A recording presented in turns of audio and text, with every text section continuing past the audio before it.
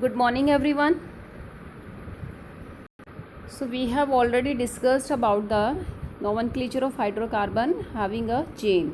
ठीक है, आपने चेन में किया था जिसमें सैचुरेटेड और अनसैचुरेटेड हमने दोनों एग्जांपल्स लिए थे, बट आज आप करोगे रिंग में. ठीक है, आप यहाँ देखो लिखा है साइक्लोप्रोपेन. क्यों लिखा है?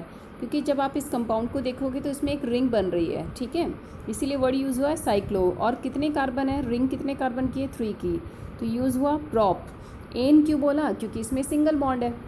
ठीक है, इसका नेक्स्ट एग्जांपल देखो आप यहाँ पर साइक्लोब्यूटेन. अब कितने कार्बन है टोटल? इसीलिए यूज़ हुआ ब्यूट. रिंग थी इसीलिए साइक्लो. एन क्यों? क्योंकि सारे सिंगल हैं. इन द सेम वे आप देखोगे यहाँ नेक्स्ट एग्जांपल में इस रिंग में कितने कार्बन है? टोटल 5. तो इसीलिए बोला पेंटेन. ठीक है, तो साइक्लोपेंटेन क्योंकि रिंग बनी हुई है. नेक्स्ट करोगे होमोलोगस सीरीज़. क्या होती है होमोलोगस सीरीज़? यहाँ देखो, a series that represent the organic compound having similar structure and similar chemical properties. ठीक है, and their molecular formula differ by CH2 group. कैसे भाई? आप एक एग्जांपल से देखो, अच्छे से समझ आ जाएगा. ये फॉर्मूला मिथेन का, ये किसका? इथेन का. इन दोनों में डिफरेंस देखो. जब आप मिथेन से इथेन की तरफ आए तो कितने कार्बन वेरी कर रहे थे? 1 कार्बन का डिफरेंस आ रहा था. उसमें ऊपर वाले में 1 है, नीचे वाले में 2 है.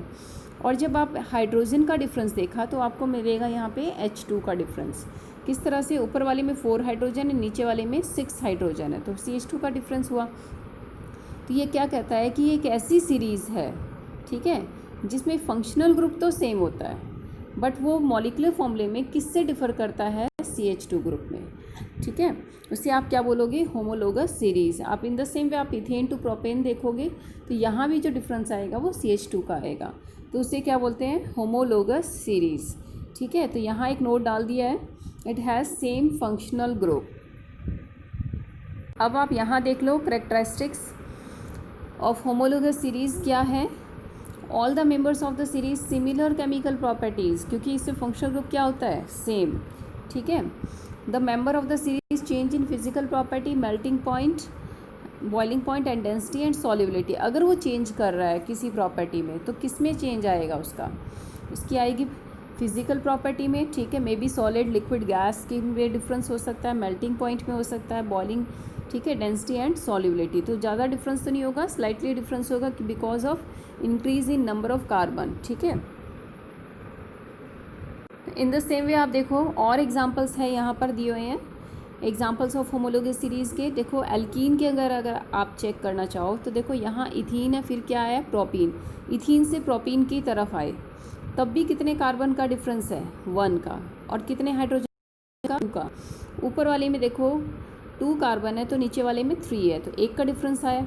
ठीक है, हाइड्रोजन अगर आप चेक करोगे तो ऊपर वाले में 4 हाइड्रोजन है और नीचे वाले में कितने हैं? देखो काउंट कर लो, 3, 2, कितने हो गए? 5 और 1 6. तो यहाँ ऊपर 4 थे, यहाँ 6 थे. फिर हाइड्रोजन का कितना डिफरेंस आया? 2.